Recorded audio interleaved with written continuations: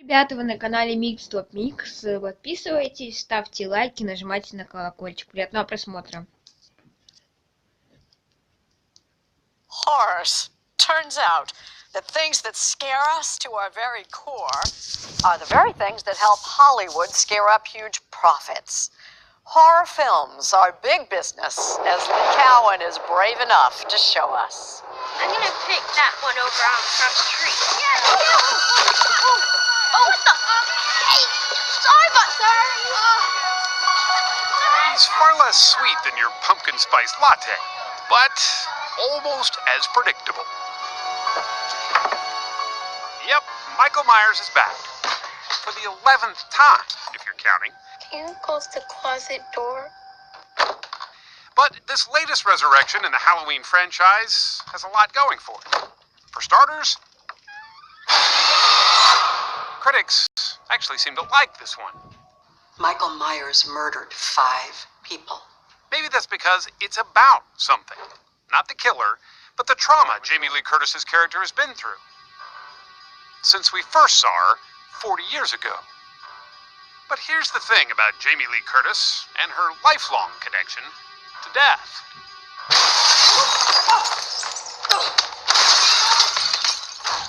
You know, I don't like to be scared. You really don't? I really don't. There is no amount of money you could pay me to go to a scary movie. But these days, audiences seem to be dying to pay to get a fix of fear. The newest Halloween had a monster opening, scaring up a staggering $77.5 million. Just the latest in a string of horror movies that are killing it at the box office. Do you think there's a resurgence of horror films now? You think? This year alone, the Hollywood Fright Fest included A Quiet Place, The Meg, and The Nun. Hello. And last year, Stephen King's It earned more than $700 million worldwide. That's almost superhero kind of money, says Vulture.com's film critic Jordan Crucchiola. It was the most profitable year in the genre in at least a quarter of a century. And Yes, that's the house from Alfred Hitchcock's Psycho behind us, where it turns out just an unlocked door is enough to give us the shivers. Okay, nothing going on in there, but that creaking was... Pretty good. That was pretty good. What Psycho did, and what other good horror movies since have done, she says, is change us physically, even for a moment. It is the only genre where when you watch it, you are actually transported into what the character is feeling on screen to a literal degree. And the idea of being able to empathically tap into people that way is a really cool thing. And there's certainly a market for it. How you doing here? Horror fans have their own ghoulish conventions where they seek out macabre merchandise. Some of them dressed in some pretty ominous outfits. First visit. Father inside, so. One of them, Father Evil here, even copyrighted his creepy character. Now it's more popular than it ever was, even in the 50s when it's heyday. Now it's everywhere, and so am I. We've been employing people to help us be scared for centuries. Because we want it. We Yeah. want to be scared. And we'd like to pay people to do it for us. Margie Kerr is a sociologist who studies what happens to our brains when things go bump in the night, whether it's in a dark movie theater or a haunted house. Turns out that spine-tingling feeling that we get is actually sort of a high. Our heart rate increases, we're breathing faster, we've got the adrenaline, we're not really thinking about our bills or the future, or You're just in that moment. you're in that moment.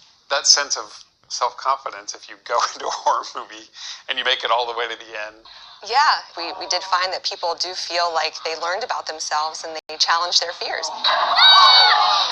That is inherently rewarding. So fear can be a good thing. Fear can absolutely be a good thing.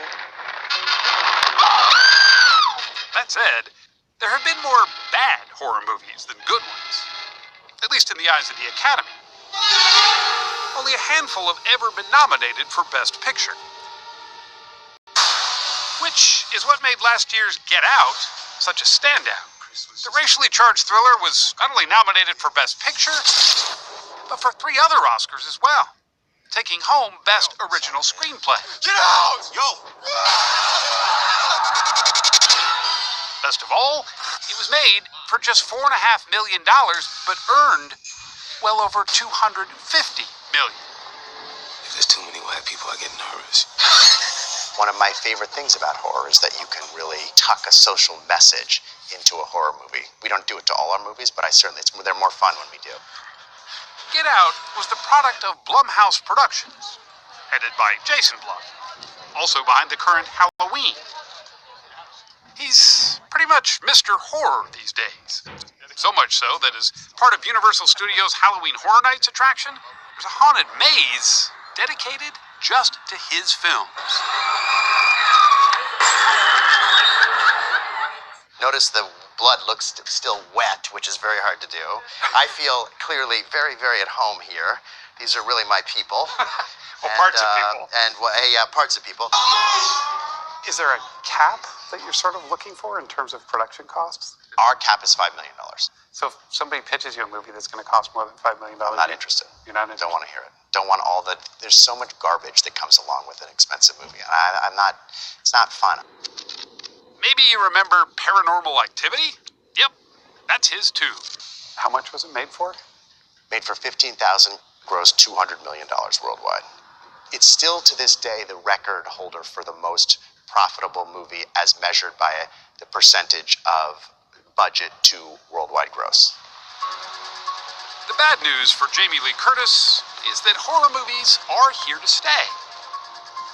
The good news, though, is that despite her fear of fear, she says her storied place in the genre that makes her squirm has still been worth every single goosebump. I've jokingly said it. When I die, which is going to happen, because we all are going to die, it will say Halloween actress dies, period. That is my fame, it is my fortune, and it is my epitaph. It's a little heavy now. A little heavy. That just got a little sad.